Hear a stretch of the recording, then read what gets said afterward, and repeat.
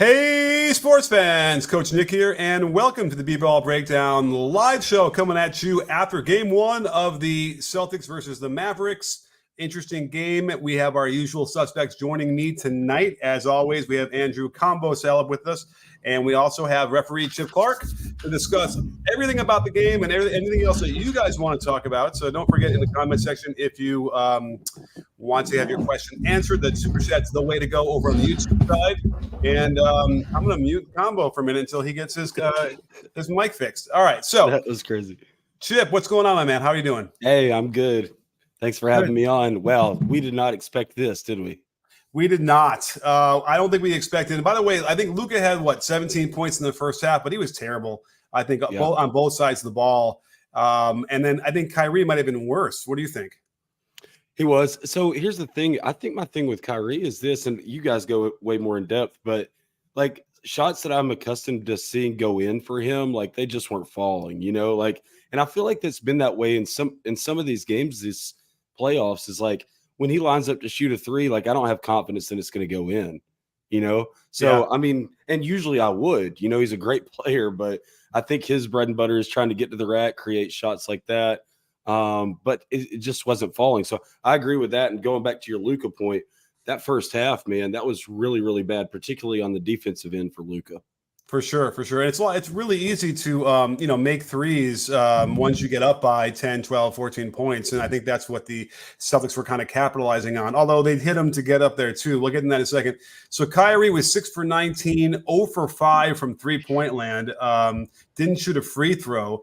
Let's get into this real quick while you're here, Chip. Is certainly I liked how the referees were allowing the players to play and allowing them to. I mean, you drove to the hoop.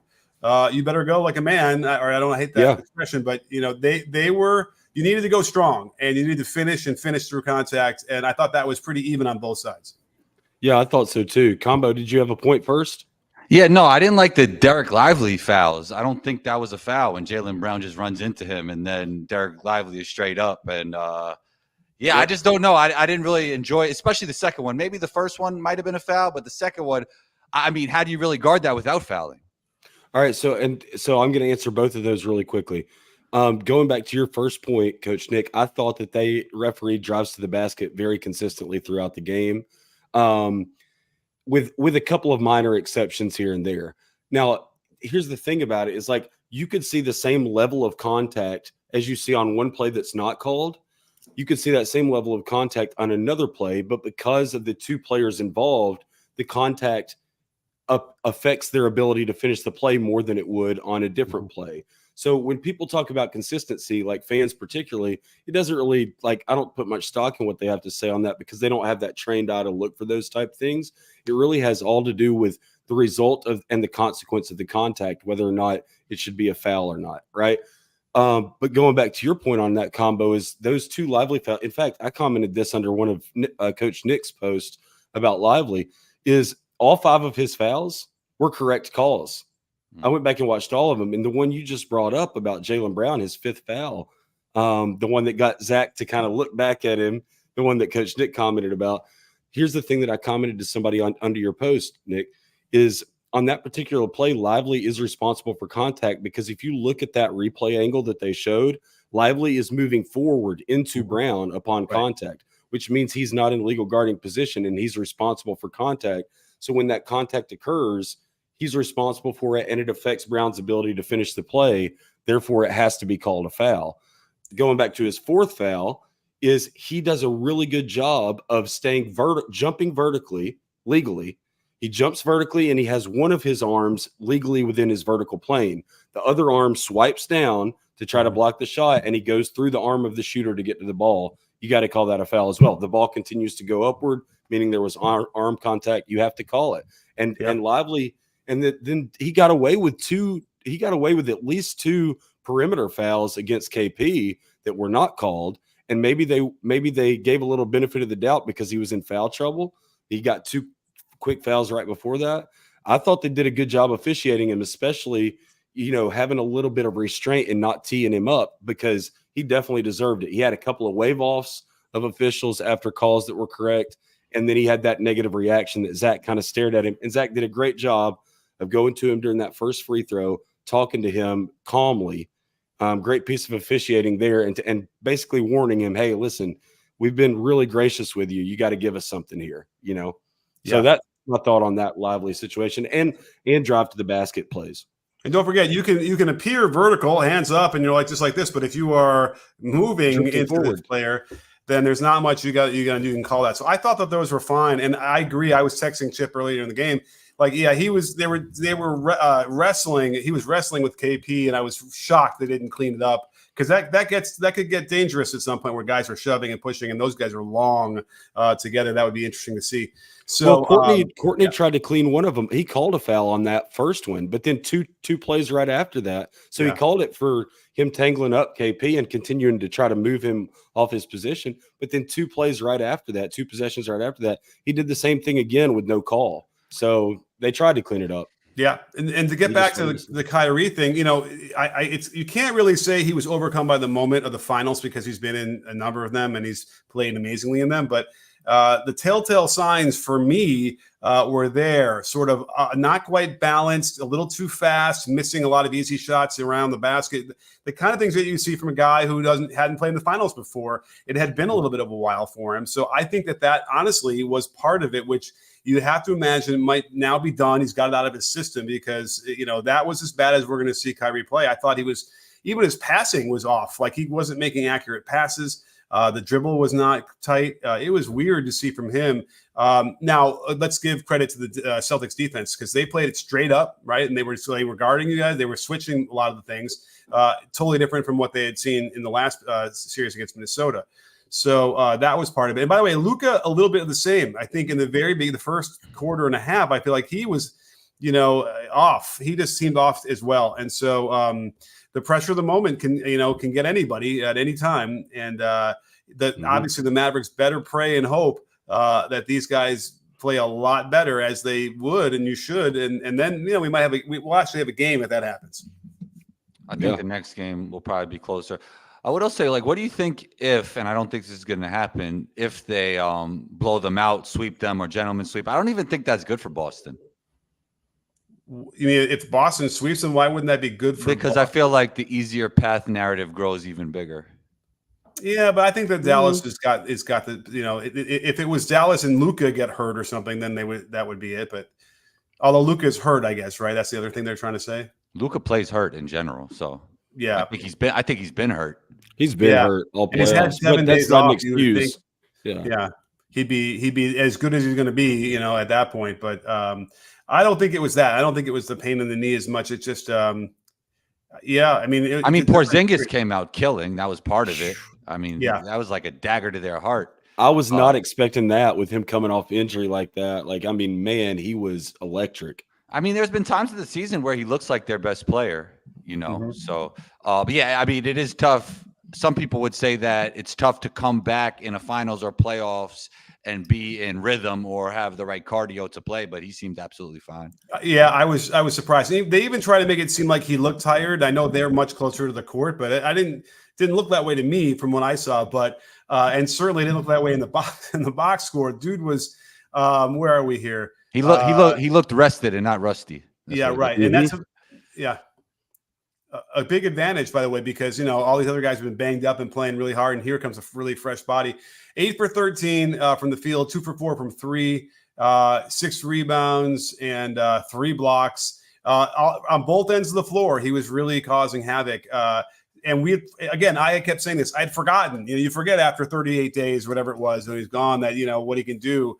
But, you know, he definitely came down to earth in the second half. I mean, you know, I don't know if he missed the shot. Maybe he missed 1 shot in the first half, and he missed it like 3 or 4 in the second. So that was a little bit more indicative, I think, what we're going to see. But talk about great timing. Come off the bench, blow the game open. And that was exactly when he was there, pretty much. And then that was it.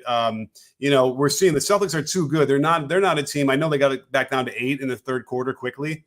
But I don't know. They're not that kind of team in my mind that's going to lose a 25-point lead, you know, in the game. And defensively, Porzingis was changing shots, blocking shots. He was like a total difference maker. Even if he didn't make all those threes, the Celtics are better with him on the court for so many reasons. Just opening up stuff for the other players on offense, and then defense changing and blocking shots. He's an absolute difference maker, and he makes the Boston Celtics unique. Yep. Yeah, Chip. I was gonna say the same thing. Is not just unique, like even more exciting. You know what I mean? Yeah, Like definitely. they because I know you guys have talked about it on the live show before. Is like there's an element to Boston's game that kind of sometimes seems boring. They were not boring tonight. They were not. Like they came out electric, and I mean blocking shots, hitting threes. Derek White makes all so many kinds of- winning plays. He makes so many winning plays. I hope he like kind of the guy who probably doesn't get enough credit when it's all said and done if they win a championship. Well, let's get to our first super chat. So, Ven, thanks so much, Ven. Great to see you out here tonight. Helps us really keep this show going. So, thank you so much. And Ben asks, why can't the Mavs stay in front of JT and JB? They easily got dribble penetration every time, and that's a great point I was going to bring up. I have my notes from the game. I'm going to try and edit this breakdown right after we're done with this, and maybe I'll drop it in the middle of the night. Who knows? But definitely I thought was interesting was certainly with Tatum. He literally was hezzying by every single person every time he wanted to. Now, it didn't go great all the time once he got past him, but I was shocked how easy he was getting by the initial defender. They were trying to play like no middle, it looked like to me, and keep him out of the middle no matter what side of the floor they were on. But there's a limit to where you can position yourself that way, where you can't just give the straight line drive like he was getting. Did you guys notice that? Mm-hmm. Go ahead, Chip. No, I noticed it. I definitely noticed it. You can elaborate on it more, but that was something I picked up on. Combo? I think that it looked really dangerous when JB had the ball. Like every time, like if I'm a Mavs fan and JB has the ball, it looked just like it was a mismatch every time. And then, in the second half, he got real aggressive going to the rim. And JT too, but JT was like, he was throwing some like wild shots off the backboard. I remember one, they cleaned it up and they got a layup.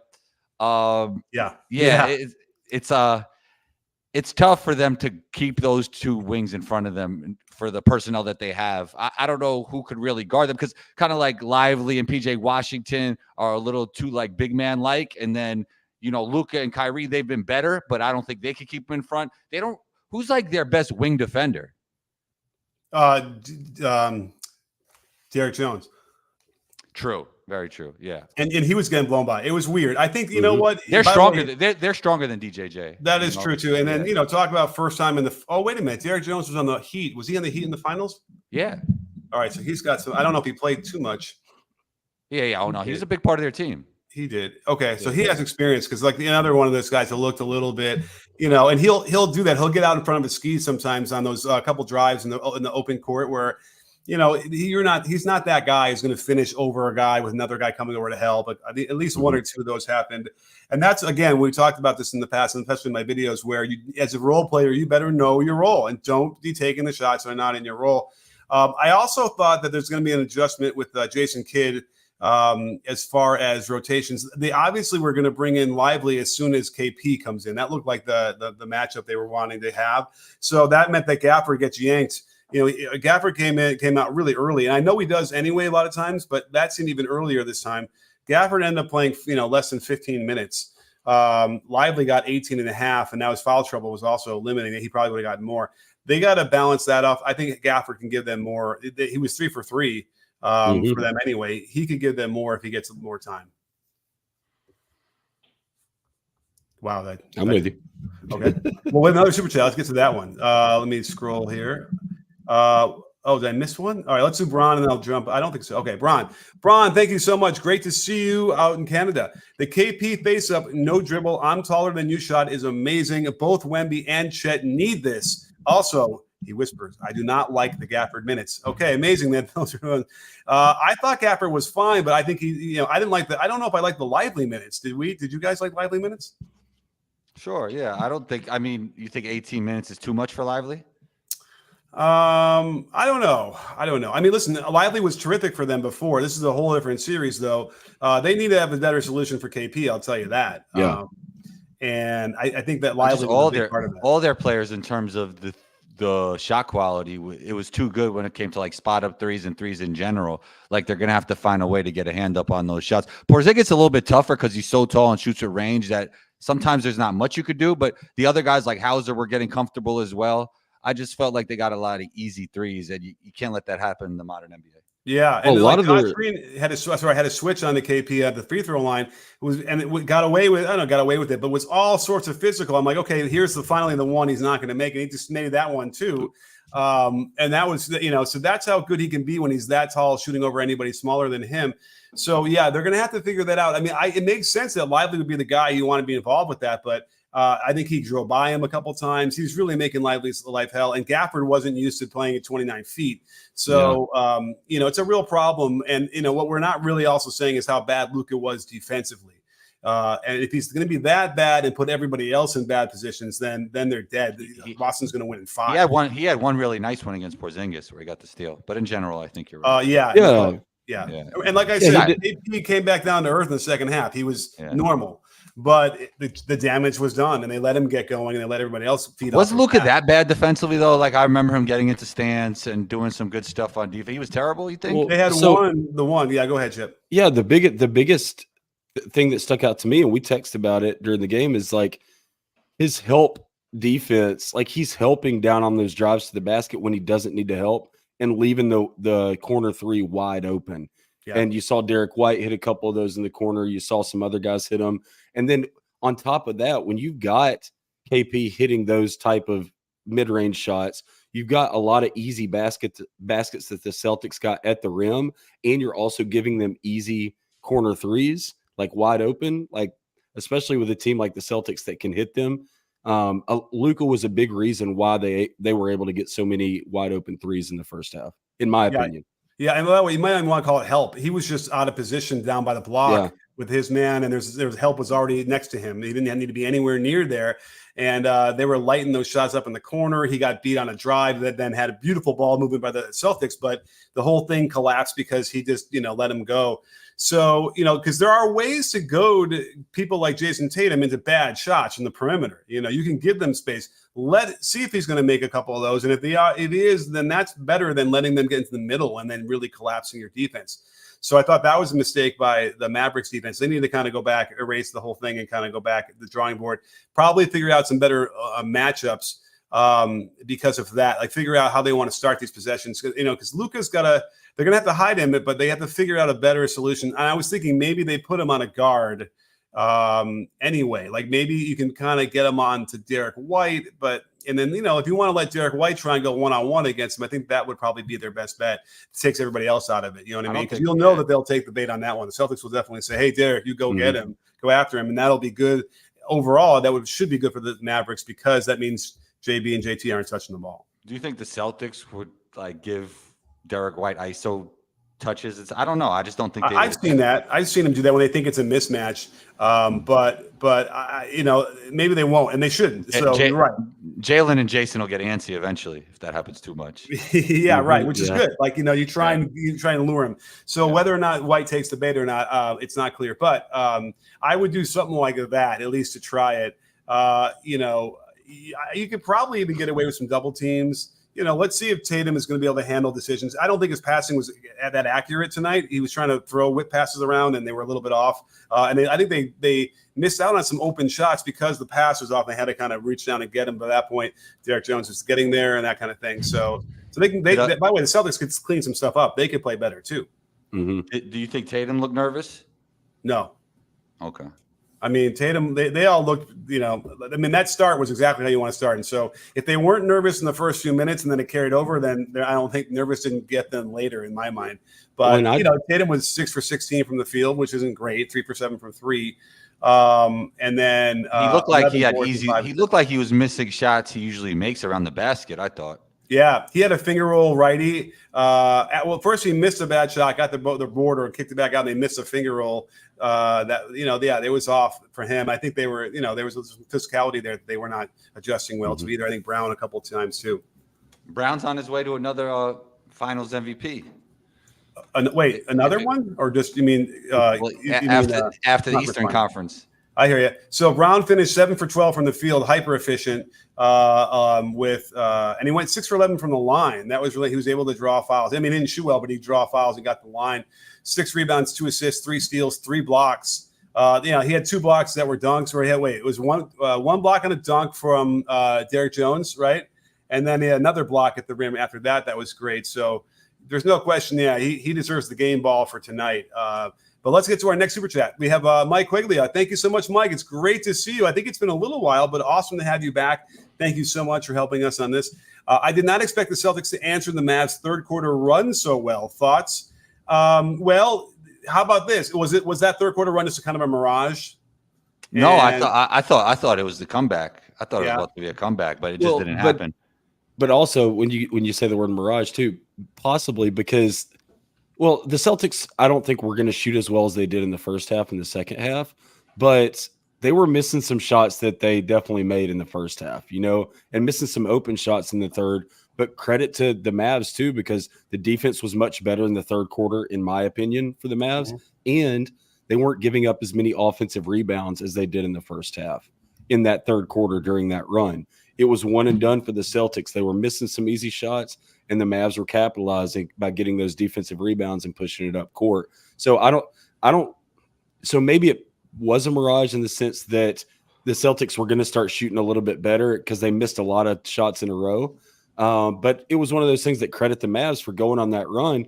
I was a little surprised the Celtics answered the way they did, Mike. I thought that it would be a little bit more neck and neck all the way through the finish.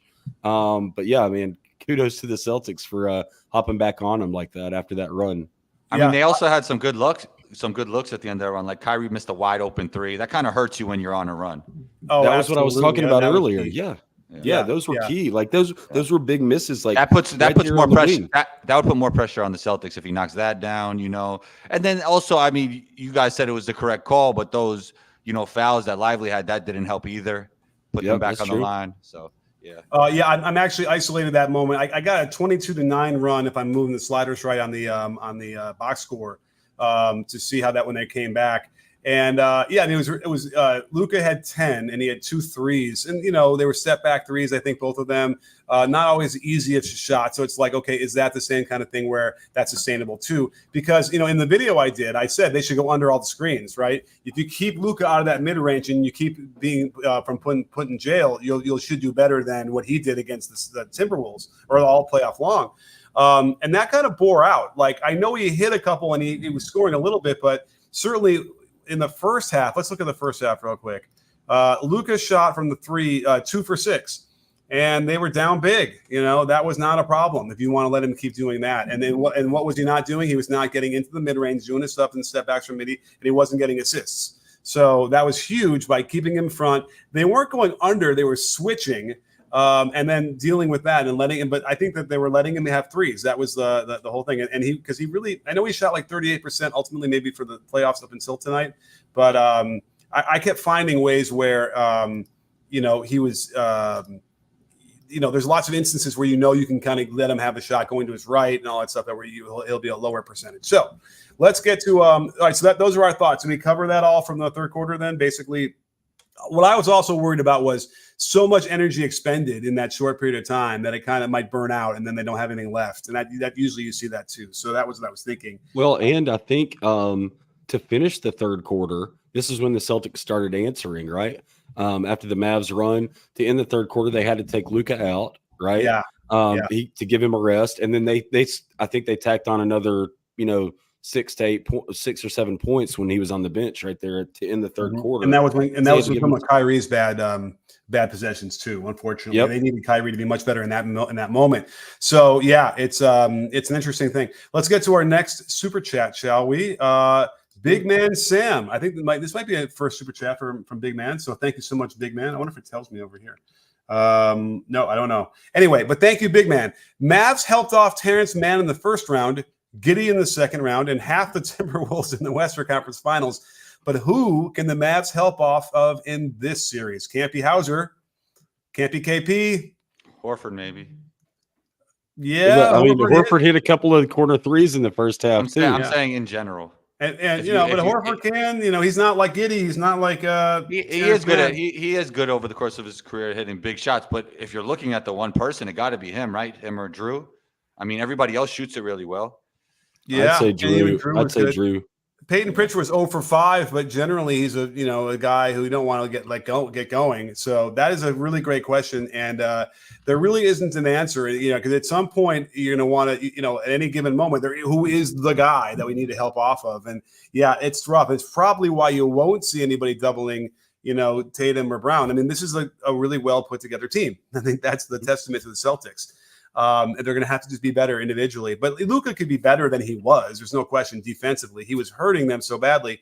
So if he's better and he's better on the other side too, and then Kyrie's a little bit better, then we have a game. Then it's a 10-point game, 8-point game, something like that. And then we might have something. Also, I feel like I believe in the Mavs more if it's close, right? I think because they got better closers. They got better end of game players. So if it gets close, I think that it could be benefit Mavs. Unless it's one of those things where they're coming back from that huge lead and they conk out like they did against the Clippers when they came back. And then, it's really hard. By the way, I was shocked that they didn't win that game because they actually built a little bit of a lead, I think, a few point lead. It wasn't like they got it and then that was gone. But it takes a lot of effort to do that. And against this team, the Celtics, now that said, remember, the Celtics aren't really that deep, once you get past the 5 or 6, Hauser, Pritchard, Pritchard, Cornette, like Brissett, those guys are not world beaters in any stretch. So I think the Celtics need to be a little bit worried about possibly foul trouble at some point. Although I don't know the way they're playing it, the defense is allowed to play, which is nice. So I don't know if we're going to see too much besides a Lively or something getting into foul trouble. Mm-hmm. Yeah, I agree with you on that. We have another super chat to get to. As I'm scrolling. So many chats, it's hard to find. Here's another one. So Big Man Sam again. Thank you so much, Big Man Sam. Missed my first super chat, Chief. I did. Oh no, I think you just covered his first super chat. Okay, yeah, I'm checking it right now. We just covered that one. Okay, sorry, but thanks for the second super chat. Maybe he thought that Mike was after him or something, but anyway. Oh, gotcha. Okay, gotcha. Yeah, but we have some more. Let's get to. Actually, I can go here and do it. Daryl Wallace. Thank you so much, Daryl. What's up, man? Good to see you. Thank you so much. Jason Tatum finished with 6 turnovers. Yikes. Yeah, some of them are pretty bad. In fact, he should have had another one where they deflected his pass, and then somehow Horford saved it, and then Drew saved it off of them, and then that was pretty much the epitome of the game right there. Loose balls, and the Celtics were all over every one of them, and they were just more balanced and more aware and able to make plays. Do you remember that play? Yeah, that was crazy hustle. And then they didn't score the next play. I was watching for it, watch, they're going to score on that one. They didn't, I don't believe. But just getting extra possessions is huge and taking it out of the other 100%. But it did make Tatum look a little bit better. That was probably a turnover. It was like a deflected ball. So that is definitely one thing that Tatum did not look great at all. And we've seen that's the problem. We've seen in the finals sometimes where he gets loose with that ball. And I would imagine he won't be doing it every game. But yeah. They say it's a make or miss league, but a lot of winning championships and winning these series is about who gets the 50-50 balls, who makes the championship plays. And Drew Holiday and especially Derek White did such a great job of that today. Yeah. And normally you'd see Kyrie would make plays that would be whoa, that he didn't do. And then he started passing out some shots too that were weird. He had one in the lane where all he had to do was kind of pull up and then he pivoted again. He traveled once. What's that? Yeah. Traveled once. He traveled once. Yeah. And that was weird. I know that KP has a really profound effect on people in the lane, but not to the point where he's going to travel like that. And literally, Chip, remember, I think they missed the first travel too, right? He might have traveled twice there. On that same play? Got that. Courtney got that one because the travel on that one was on his reverse pivot. As he's trying to get around and step through, he shifts that left pivot foot. Yeah, I think there was obvious. It was like I think there was a smaller shift before then. It could have been. I don't think he created a new access point on that one, so I was fine with the no call on that first spin. But when he tries to pivot backwards and do the step towards into the lane, that's where you see his left pivot foot shift at least a foot. Yeah, and so that's what Courtney had to get that one right there. He knew it too. He ran down smiling. But he also seemed like a little confused that they called it. But I think he needed an extra foot because of the defense. He's like, I don't know. I'm not going to get the shot off any other way. So sometimes you got to do. You got to try it, I guess, because otherwise. But it's just this decision making was poor on his end all night, and this weird stuff that you don't normally see, which is kind of what I was thinking. Maybe the moment was overcoming for him, and he was having trouble. So maybe it's the emotions of being back in Boston. Being back in Boston, being back in the finals after. When was the last time Kyrie was in the finals? Was that in Cleveland? Mhm. Yeah, right. Yeah. So that's been a while, and so you could go through the whole butterfly thing again. That won't happen again. I'm sure he'll be fine next game. And the Yeah, Mavericks I don't find out. expect Tatum to have another. It's back to Tatum. I don't expect him to have another turnover game like that. And listen, for what we talked about with him shooting 6 for 16, all that stuff, I don't think he looked uncomfortable out there or like he was pressing, like, except for maybe a couple of the turnovers. So I felt he felt comfortable, and maybe it's easy to feel comfortable even when you're missing, when all your other guys are picking you up, So I get that, but and that's definitely an aspect of it. I don't expect him to be, that poor with the ball next game for sure. Well, let's bring in our fourth guest, Chris, who's always been joining us and adding great stuff to the conversation. Chris, great to see you. How's it going? It's going good. How you guys doing? Good, Chris. What's up, man? What are your initial thoughts? Anything that jumped out at you? I think Dallas lost this game in the first 7 minutes of the first quarter and the last 5 minutes of the third quarter. Yeah, that was the game. Mm-hmm. And what happened? Both. Well, who subbed in both those moments? Yeah, Porzingis. And that's the thing about Porzingis. It's not only the shooting; it's his gravity allows makes defenders think about, I have to get out to him, right? So if the big is all the way 30 feet away from the basket, it makes it harder for them to recover and help. So that allows driving lanes for White, for Brown, for Tatum. So Porzingis, all he had to do was make the first 3 or 4 of them like he did, and he has those bigs all the way stretched out, and that's what kind of opened up the floor for Boston. In the second half, in the beginning of the third quarter, the Mavs did a great job of switching and containing a lot of those drives and stuff like that. But Porzingis was out for a majority of that quarter, so they kind of got stagnant in those minutes. But Jaylen Brown took advantage and really sealed the game for the Celtics in the end of that third quarter with his dribble penetration, with his passes. Well, let's looking at the second half stats. Porzingis only finished 1 for 4 with a turnover and 3 rebounds. He was very much a normal player in the second half. I was thinking that maybe they should have started him to start the second half. But then I was thinking, you know what? Don't change a thing. Like, it went so well for them in the first half, they didn't need to change anything. But I do wonder. My memory was, let's see, in the third quarter he played 4 minutes, and so that, in my mind, that means he came in with 4 minutes to go. Yeah. That Well, remember, I text you during that Mavs run, and I'm like, "Where's KP?" Yeah. You know what I mean? Like I said, "Where's KP?" And then right after I text text you that, he came in during that free throw sequence or whatever, and so he came in right after that. So I was wondering where he was because the Mavs were going on that run, and I'm like, dude. Yeah. So that was the thing. You're playing with fire. Now he probably felt like he had, we have a big lead, we have a leeway, we can kind of, whatever. But that got a little too close for comfort. It just reminds me. There was one time when I was coaching, and we went up by 20 or 22, and it was like, toward the end of the third quarter, and the other team made a huge run.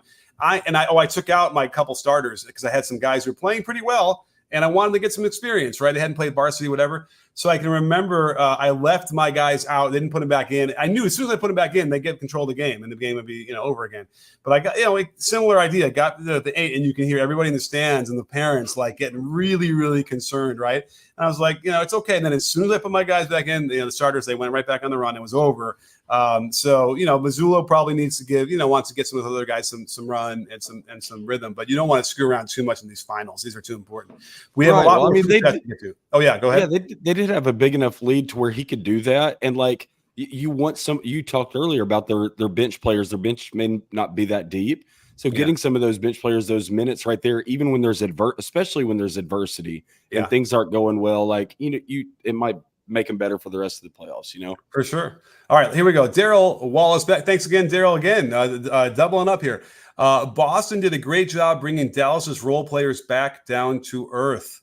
Yeah, I mean, listen, like I mentioned earlier, when Jones goes to the basket in the transition here, this is you're not finishing so easy, even though it wasn't so easy for him in the other series.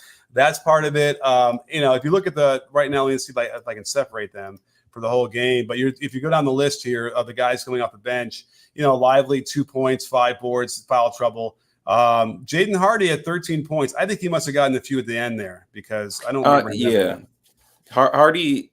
Well, the thing with the Dallas's role players is that they rely on Luka to create their points for them. So Derrick Jones Jr., if he's not in transition, he's not going to score in the half court. And the Celtics were basically allowing Luka to get to the rim, and you're not going to get the lobs. You're not going to get the corner threes. They took away the two things that Dallas likes to do. Mm-hmm. Yeah. And I was thinking about that, like when you're taking away the lobs, because it's really hard. If you let him get into the lane, he's going to score. He's going to shoot it. Mm-hmm. He wasn't finishing great. We saw, like, KP got that one foul coming underneath Lively for that lob. But I'm going to have to study the footage to figure out exactly why more lobs weren't there, what they were doing on that. I mean, I guess they're bumping down earlier and then just sort of eliminating they just stayed home. There's one sequence where, like, Brown kind of stunts at was it Brown or Tatum? He stunts at Kyrie, but Kyrie still gets the layup because he just stayed home on the lob. Good. Like they clearly have watched it to say, hey, we're not giving those. Don't you guys feel that could cause problems for Boston in the long run? Because I mean, a lot of the reason why Luka had such a easy, however many points he had, was because Rudy was worried about the lob, right? A lot of the times in that, last game. So, I mean, that could also create easy opportunities for Kyrie and Luka, even if they are staying home. Go ahead. Well, you want to give Luka 30 with 1 assist? I think you take that every night. Yeah, absolutely. You have to take away something, and the Timberwolves couldn't figure out how to take away one thing. They allowed Luka to get everything he wanted. Yeah, and they were just switching. They weren't blasting him. They were pretty much just switching. And then so you saw Luka, the 1 assist he got, I believe, was the dump down to Gafford when Brown was guarding him, and he gets turned and shot. Now they could probably find a few more of those, right? But it was ugly. It was awkward. It was like tight quarters, not an easy catch. The whole thing. Again, more of that. So that's the next adjustment they're gonna have to make. Probably maybe a little bit more movement into the pick and roll, not just sort of straight running up there and dribbling the ball 10 times and then screening for Luka. I feel like they got some mileage early on with him coming off of a handoff into a ball screen. Some of that stuff, it seemed in my mind's eye, I'm picturing that might be a better thing to get the defense pulled apart. But we still got some more super chats to go. So let's get to Robert. My goodness, thank you so much for the really generous super chat. There isn't a question in there, but you know what? And it looks like he did another one. So thank you. Maybe he wants to ask a question but didn't put it in there. I'll scroll the comments for Robert, see if I can find the question. We'll put it up there too. But thank you. We really appreciate it. It's really generous of you. We have Colin Anthony. I know hindsight is 2020. But the tepid market for Porzingis last summer looks really funny now. Dude is a winning player. Isn't that amazing, right? Like he might have gotten that rep at some point with Washington or whatever, but what do we make of this? I mean, he was always a really good player. He just had the injury issues. And then even this year you had him, for the first half of or for most of the playoffs, it felt like. So Porzingis was always a really good player and always a difference maker. And oftentimes during the course of this season looked like their best player or their second best player. So I think he's always been an all-star level player. And now he's become a superstar in his role. I'm glad that they're giving him some mid-range ISOs. I mean, listen, he really should post up a little bit too. I remember when Rick Carlisle decided that wasn't a thing, quoting like the wrong version of the synergy stats for post-ups.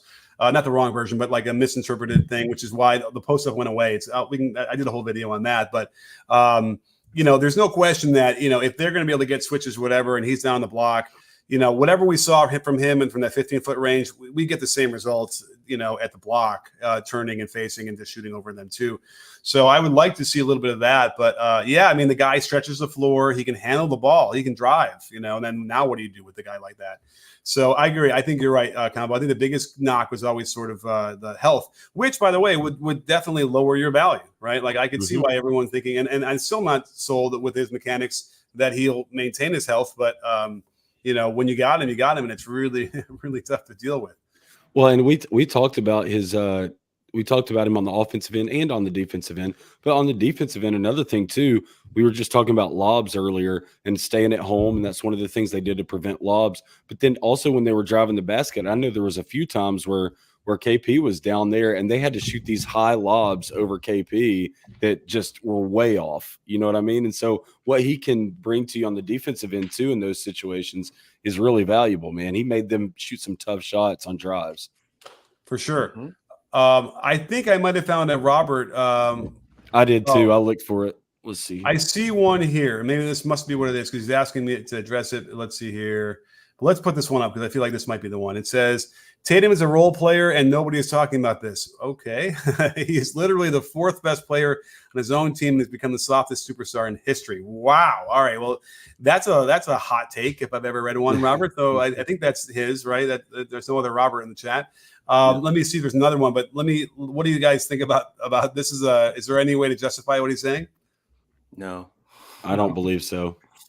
Yeah, he's not a role player. I don't agree with him, but I'm probably a little bit lower than Chris and Chip here. So maybe I'm in between him and your guys' opinion on him. I mean, honestly, but I talked to people around the NBA. They definitely use the software a lot with them, like a lot. Really? Yeah, a lot. Yeah. Interesting. Okay, I mean, I could see that, but I mean, again, we both Combo and I have given our criticism of his game. I mean, his handle is always still shaky after all these years. Sometimes his shot selection isn't great. His eyes are down when he drives and then doesn't see the defense and can't read the defense that well. But I mean, the guy averaged, 26, 26, 30, 20, 27. He's one of the best scorers in the world, right? You can't really deny that, even though, his jump shots is funky and awkward sometimes. But you still can't put him in the category of role player. Right. I mean, that's the thing. You can't do that. I don't think. I don't think you can say he's the 4th best player on his team. I think he's the 2nd best player on the team. Right. Well, the defense tells you who the best player on the team is, right? When they send doubles and they pack the paint when you drive the ball. So when you see things like that, I think it's clear who the defense thinks is who they don't want to get beat by. Well, I didn't see too much doubling tonight, did I? No, not really doubling, but on his drives, there's like 3 guys waiting for him. They're hovering. He looked more like he looked more like a role player today. Like you even heard Doris say, like he's doing all the little things because he's not scoring. Like he did look a little bit more like a role player today, and they were trying to praise him in that regard. Yeah. Okay. Yeah. So I mean, okay. I guess I can. I mean, it's. He's not a role. He's a star. I just don't think he's a superstar. Yeah, I was about to say if we're going to label him a role player, he's the best role player that's ever played the game of basketball. Okay, there you go. Well, let's get to another super chat we have from Spencer B. Thank you so much, Spencer. Really, really appreciate it. Very generous. Luka is easy to argue as the best player. Luka is easy to argue as the best player on the floor. Hard for any other Mav to match up with the Celtics. Too strong and too much defense. Still needs three more though. I told you I was feeling Celtics. Yeah, I mean, listen, it's early, right? I think that there's opportunities here, and I certainly know that. Okay, here's what we know. We know that Luka could play better, right? Mm-hmm. Fact. We know Kyrie can play much better, right? Mm-hmm. So if you factor those two things in, that means the series is not over, right? They're going to be able to compete and be in those games, and we know what happens down the stretch when those two guys are playing normal or fine or good. So but here's the real push and pull for me is going to be how much are we going to credit the defense and how much are we going to say the offense was just they were just off and weird and strangely missing stuff they don't normally miss. So that's a good question. I mean, does the third quarter give you guys any more? I'm not. We shouldn't even use the word hope at this point because it's only I don't want to overreact. But did the third quarter show you guys anything that they could use from that time that they were going on a run to maybe help them in game 2? No, just because. Wait, so you don't? So you think the series is over? I don't think it's over, but I don't think if the Celtics are going to defend the way that they have been, I don't see how the Dallas are going to just get the shots. Like Dallas had 9 assists, even with that third quarter run. It was just Luka torching in the pick and rolls. He wasn't getting anyone else involved. They had 9 assists for the whole game. So if they're gonna get 9 assists a game, how do you win? I mean, I don't think they're gonna get 9 assists every game though. But if Celtics aren't coming off the corners, right? If they're not coming off those corners and letting Luka just pull up and to take those pull up pick and roll shots, the Mavericks have to implement some type of ball movement, try to get something. Yeah, cut it through space. DJJ's usually really good at that. Exactly. Lifting out of the corner, maybe any kind of movement could help.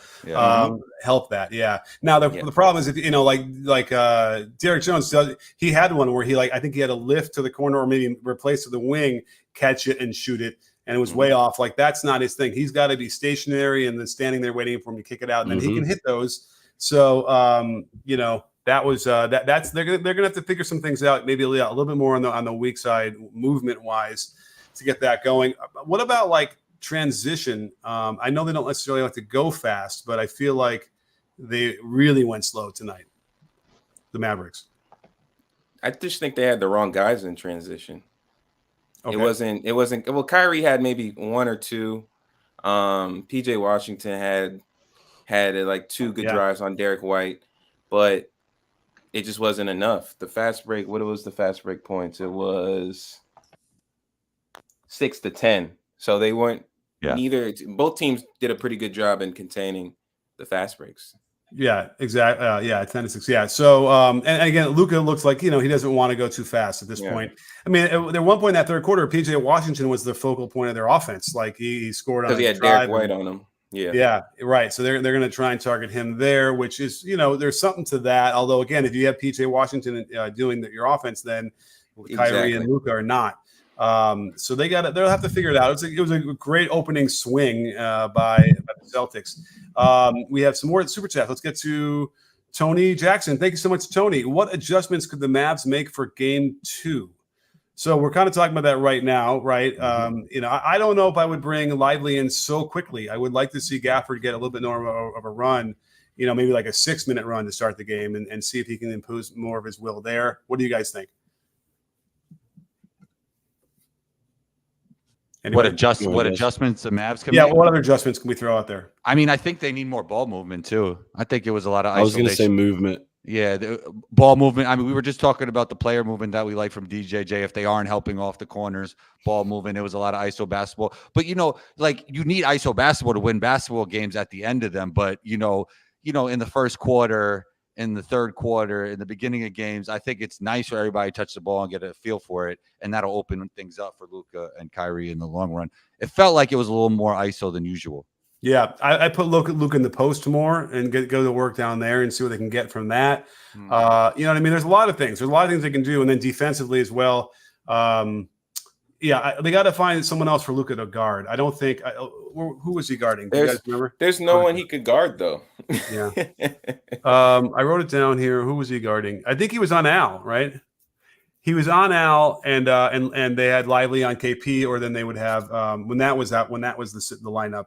But they want Al to come and set a ball screen, which means that they switched and Luka's now going to get targeted. If Luka's guarding somebody else like Derek White or something, they could still target him, but then it's Derek White setting the ball screen. It's a little bit different. Everything changes for the Celtics. It's not as comfortable as they would want it to be. That would be one thing I would do, or zone it up in the way where as Luka's man is on the way up to the ball screen, someone else jumps up there and becomes the person who's going to deal with it, and let Luka stay down by the block or whatever he wants to be. Didn't they run some zone during the run in the third quarter? They did. We saw a couple of possessions, but now I'm wondering. I thought they ran in the second quarter. In the second, they might have too, but I know for a fact I text Nick about it in the third quarter, I believe. Yeah, when they were going on their run, like they had run some zone, kind of like a 2-3s type zone. Yeah, and my memory of that was it was bad. Like they were getting lit up a little bit, and they had to go. Like let's do a zone because you guys are getting beat so bad. As part of in my mind's eye, I'm picturing the Brown and Tatum just they just do a slight hezzy and boom, they're just downhill on the way to the basket. So they might have just done it just for a couple of times just to kind of let them get their feet set a little bit and stop the absolute straight line drives. But yeah, there might be something out there. But like we said before, who do you help off of? Because they all can shoot, and if you play zone, in fact, somebody had one. Was it Brown? Like even in that zone, they got a nice contest of a 3, and maybe Derek White still hit it. Okay, maybe yeah. Which you can picture that in the corner. And I'm like, hey, I mean, listen, that's the shot you want from the zone. Like they shoot it the hand up, and you're there, and the guy was right there, and they still knocked it down. Doesn't mean you get out of the zone, by the way. You can, give it a chance, but that was when it started to get back, bad again for the Mavericks. So it's tough. They have this is the best team, obviously, they played, right? This is the Celtics team is the best team they played by far, I would say. Mm-hmm. Well, what do you do then to get them off the line, like the 3-point line, like because they're one of the best 3-point shooting teams? So, like, how do you get them off, the arc? Play behind them. There you go. Just chase them like a my defense. Your chase defense. Chase defense. Yeah. Now I was gonna say, how do you do that when you have two guys in the corners? Well, with my zone, the corners are covered pretty well. There's always the forward is down there on the block on the strong side, and then there's a weak side guy. Like it's almost like a 2-3 zone. When they're at the top is the one place it's a little bit harder, but if you skip it from the top to the corner, we have time to get there. But I use the wings to close out, not the guys below the basket to get to the corners. And that's a big difference in the zone. I have is almost like a 1-3-1. So you can picture the two wings going down the corners when it's a skip, not when it's a drive and a kick. So much. Anyway, I can diagram that later if you want. Let's see. We're maybe at the very end I can show you that. But how else do you run them off? Well, certainly the closeouts are a way where you run them off, where you close out so late that you're on top of them as they're catching it, or as close as you can, or you're in the air to contest while they're getting there. And as long as you land and ready to bounce right back into the play to chase from behind after that, then you're okay because they didn't shoot the three. Those are the ways you got to do it. And then also you must limit middle penetration. So they were trying to do that, it looked like, but then they were getting so turned sideways that they were letting them get, underneath them into the middle of the lane. And that was bad too. So they got to just get better at positioning their feet, angling them out, and keeping them out in the middle. I think that would be okay. But it seems to me that the Celtics will go on wild swings of 3-point makes and misses, right? Mm-hmm. Yep, I agree. Let's get to another super chat before they get too stale. GTM999, thanks so much. I really, really appreciate it. They ask, is it as simple as Dallas being more physical? Interesting. Chip, what do you think? Dallas being more physical? Are you saying that's the answer? Well, here's the thing. We talked about Lively earlier. He got super physical with KP in quarter 3, right?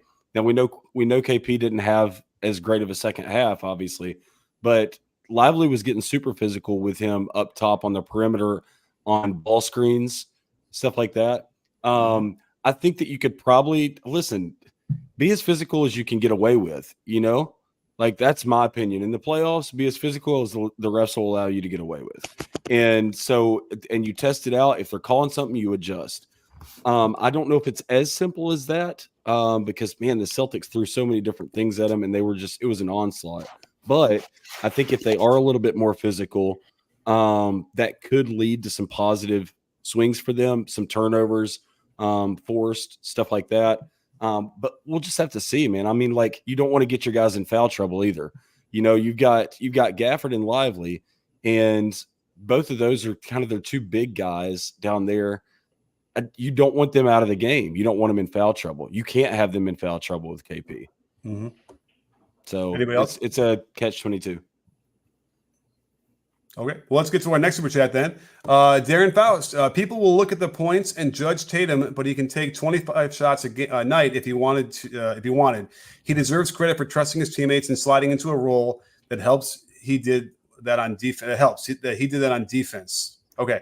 So, yeah, I mean, listen, there's a lot of people in the chat who want to stand up for Tatum, and rightfully so. I mean, his position on that team is 1 or 1A, whatever you want to put him. And he is instrumental for this thing. I know he had the 7 turnovers, but, it didn't hurt him that much. We have to look at them again. I want to make sure, because remember, live ball turnovers and dead ball turnovers are wholly different things. And if you're going to, do a travel, which stops the clock, stops the ball, then, you get back in defense. Maybe it doesn't hurt you. If you, throw the ball out of bounds, however bad that is, it's still not as bad as a pick 6 and you throw the ball on the wing away, for the other team. Like Luka's turnover when he got ripped in the backcourt, that's the worst one. No chance. And again, when's the last time we saw Luka get cold ripped in the backcourt? Or Kyrie dribble it off his leg. Or yeah, some weird mistakes tonight. Yep. I think they're going to play better. I mean, it's inevitable pretty much. And I don't think this series is going to go like gentleman sweep or sweep. I think it's going to be a long series. Well, Right. hey, listen, listen, Luka shouldn't have turned the ball over there. But we can't pretend that was it Holiday? Holiday timed that perfectly when he stripped that away from Luka in the backcourt. That was Brown. Literally. It was Brown. It was Brown. Yeah, it was Brown. Brown timed it perfectly on that. I mean, literally, as soon as that ball was released to the dribble, he reached right around there and tapped it away. It was perfect timing. Great defense on that. Yeah, we need to work. You got to more on protect that. the ball more. Yeah, like for my chase defense, we're talking about back tapping. We focus on beginning the reach right when the ball touches the ground, so that now it's coming back up to your hand. And I don't think people work on that enough. They might say, well, you can try and reach or move your feet, whatever, but they never have gotten into the actual notion of like the timing of things and focusing on where that ball is. And I think no more. We should not have to be lucky that a guy has figured this out innately or whatever or instinctually. Let's teach all this stuff. Let's get this knowledge out there so we can get more defenders out there, and it won't just be like a random shrug. Oh, thank God we have this guy that can do it. Everybody will be able to do it. But thank you, Darren. Yeah. Now that you mentioned that, Coach, I think actually Marcus Smart has a video like on YouTube explaining stealing I got to the get ball. with him. Yeah, while it's on that downward, or was it the upward dribble, or when it comes up? You said what I said is right when it hits the ground. That's the least control you have when it hits the ground. Because I was a really good defender in high school, but I could never do the reach around, and I think it was because I would just get there too early or too late, and the guy that already had to control the ball. And those guys, we all played with them growing up. That if you got by and they'd knock the ball away from you, and that guy was never very good, didn't have long arms, wasn't quick, wasn't whatever, but like had that sense of like exactly when to do it. And so we just need to tap into that. And I think more people can learn it at the very least. So, but thank you so much, Darren. A great question. Then again, thank you so much, Ben. I don't trust Mavs role players' decision making. You and me both, Ben. I'm telling you right now, yes. And then we shouldn't be trusting them. They shouldn't be in positions to do much besides what we trust them to do. Which, the only role player that we would trust that would have to put the ball on the ground is Jaden Hardy. Jaden Hardy? Jaden? Why does that sound? He could create his own for sure. Mm-hmm. Remember, I was a little worried, and then he was slowly proving it to me across the series. But he's going to have to prove it to me again in the finals. Like, is he the guy that can do that multi-dribble, ISO, drives, whatever in the finals? That's the real question. What do you think about it tonight? Trust him. Yeah, it looked good. It looked good tonight. I think he's going to have a game at some point. I think there's going to be a Jaden Hardy game. He could, like those guys who are top 5 guys in the draft are usually that for a reason. Like I know there's like called bust, but I mean he was highly touted. He's kind of like Cam Thomas, but his weaknesses aren't as bad. Right, and we've talked about that over and over again in the thing for sure. That confuses you, Chris? Yeah. You what? Why? Because Cam Thomas. Because I just feel like you might think Cam Thomas is better, but I feel like if Jaden Hardy was in the opportunity with the Nets, he'd probably average like 20, 25. Yeah, maybe. They're both interesting players. Yeah, and there's no question that the Cam Thomas role in the Nets is a role that a lot of guys in the league could do who are, angry that they can't get in the games. So, it happens that way. And by the way, like that goes for a lot of guys, maybe some guys who watched tonight. They got that role, and however that did, they worked hard, whatever. But sometimes you see them as multi-dribble ISO step backs. It's like, a lot of guys can shoot, 33% of those and do that. So, at any rate, can they do that on like a winning playoff team? That's usually the question. That is true. Well, Module Cell gives a super sticker. Thank you so much, Module Cell. I don't even know what that means, but thank you so much. Although I see it on here it doesn't come through on the God's darn StreamYard, but it comes through here. It's it gives us a fist bump. It's really cute. I wish you guys could see this. It's a really funny animation of a bird. Nice. Boom. So, all right, let's do that. So Tony Jackson's back. Thanks so much, Tony. What do you guys think of Luka's defense in Game 1? Yes. Should I turn on my thing? Yeah. I don't think it was as bad as you guys think. Can I get it to go if I do that? You know how there it is. Yep. There. Mine did it early. Yep. There we go. There you go. Yeah. I'll spotlight some of it. It was bad. Some of it might have even been a little bit subtle. You might not notice, but he needs to be better, and he's been better. So he needs to get better at that for sure. How about that play on Porzingis, man? That steal. You don't give him credit for that. All right, give me. That was a good one. And then he had another one where he cut. They showed it in the replay where he cut. I actually seen him get into stance today, like I usually don't see him get into too. Yeah, and by the way, that would be great. He would have graded out a lot nicer for me if it was everything else was neutral at that point. But the other ones were so far the other way that those two plays did not overcome what was going on. So what do you guys give him an F on defense? It was an F. Or do those plays give him a D? Yeah, I I'll give him don't know. a D. Is there a difference at that point? No. I'm just trying to say it's not as bad as you guys might be saying. That's all. No, the couple of you can picks say that he had were good. The couple of picks he had were good. And listen, Was he the best player on the court? Sorry to cut you off, Chip. Was he the best player on the court today? KP was the best player on the court. You know, really was the best. Yeah, KP was the best player of the court, but I feel like Derek White might have made the most winning plays. Hey, Derek White had a great freaking game, man. I think forgetting Jaylen Brown actually was. Okay. Jaylen, if you Brown? include the stats into it, I feel like Derek White, I don't know. He was just making like all the 50-50 balls, you know. It wasn't Derek White, it was Drew who saved it and threw the ball off the guy's leg, off of the off Kyrie's leg.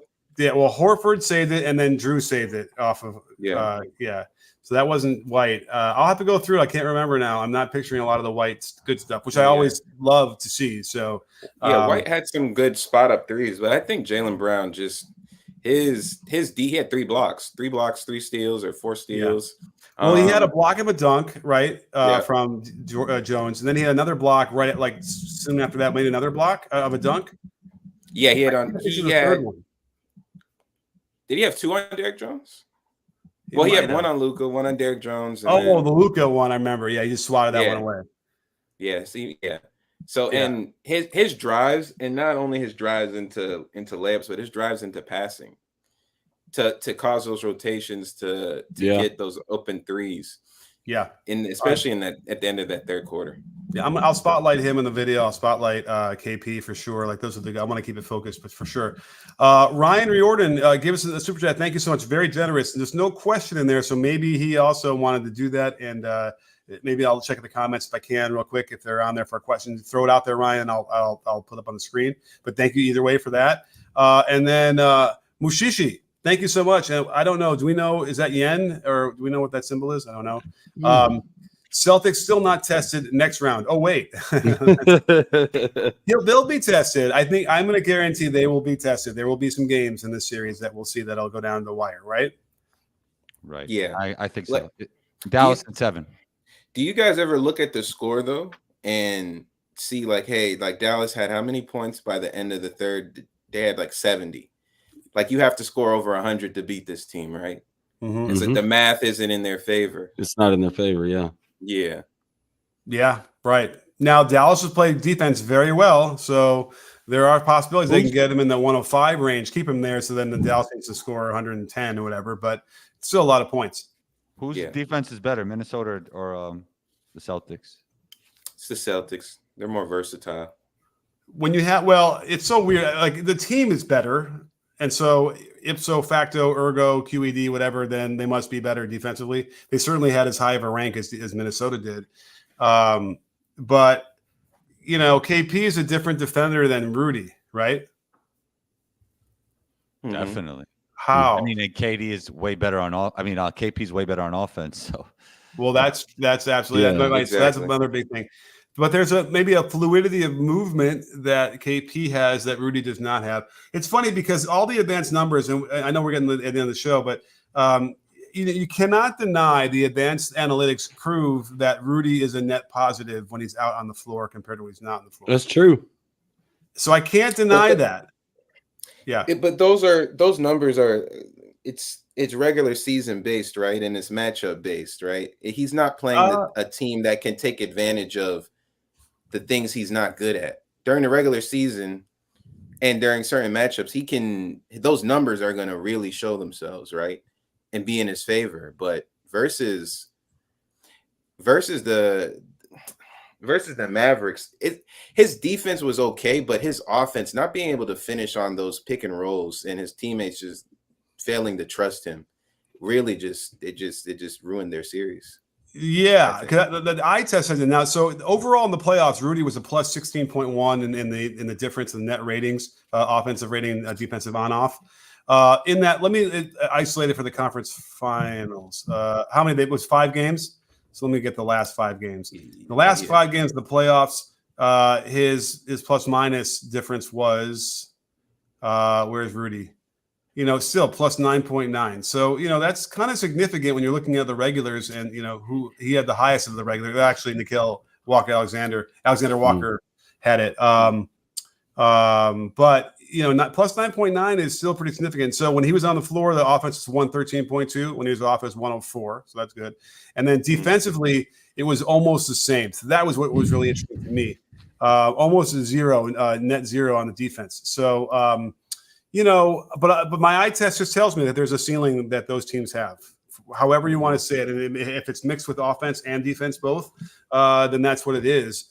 And when it comes down to it, it's hard to have him in there when you have. I would say that they have several players on the team that don't pass it to him. Yeah, it's hard to run an offense when you don't have it. You're not. The guy's not going to pass it to that guy. Mm-hmm. But look at how he finishes, though. Like it's not pretty. I probably wouldn't pass it to him either. It's not much, I lob it to him for sure. Here, go ahead. But that's about it. I'm not short rolling to him. And there's, we know, and I've said it in my videos, Mike Conley throws it to him way too much. And Ant stopped throwing it to him. Ant does not throw it. Ant did stop. And I don't blame him. God darn it. So at any rate, all right. Well, listen, I think that was great. You know what? Let me do a real quick perusing of the Ryan Riordan possibility. Yeah, there was a question right after his. I see this one. There's another one. Let's see here. All right, let's see here. We'll give Ryan some more love. I was trying to look for his first one right after his. This one, maybe, right? Who's a physically dominant team? So Ryan, that's a good question. Who is maybe the more physically dominant team in this series? Because it started out both. They were both into it. They're both going at it, and they're both moving their feet, and there was some physicality going on. But who do you think overall is more physically? It's around equal, but everybody's going to say Celtics because they won the first game. Yeah, I think it's equal. I don't think the physicality was really mattered this game. Right. That's interesting. Yeah. I do think that there was some contact on the lane on drives that both teams were sort of struggling to deal with a little bit. Right? Yeah, that's true. Chip, I did see that, but then there was another one. There's a specific play that I'm thinking about where Luka made this falling layup on that drive to the basket where he tried to split two defenders at the top with a push dribble. Yeah, push dribbled, squeezed through them, and then he goes up to the rim in the front, and he's got three people there. The defender in the front was legal. KP was on this side, and he's jumping, retreating, and he doesn't catch him with anything. And Luka's just unable to shoot the ball because there's hands right there. Mm-hmm. And I think a hand even glanced the ball while it was in his hands, and then he starts falling to the ground to throw it up. I went back and watched that play afterwards. There's no foul there. He actually made one of those too. Yeah, he made that one. He made that one I'm talking about where he's fallen to the floor. He complains afterwards about the no call. They called that. Oh, okay.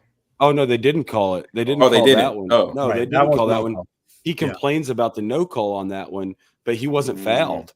He just simply wasn't fouled, but it looks like it because there's three defenders converging on him while he's going up, and then he's not able to release it, and then he falls and shoots it as he's falling. But for the most part, I will agree with the fact that there was some physicality permitted on drives to the basket that did not overly affect their rhythm, balance, speed, or quickness. If it was just a bump and then they go up, but it doesn't throw them off balance that much, those were let go a little bit more tonight rather than the strict, you're not in the path when contact occurred, so we're calling it a blocking foul that we've seen during the regular season. So, last super chat from Alan. Thank you so much, Alan. Always great to see you on the show. Really, really appreciate it. When your opponent's fifth best player is either Derek White or Drew Holiday, the Mavs are in trouble. And they're so in trouble that combo just disappeared. But maybe he's tired.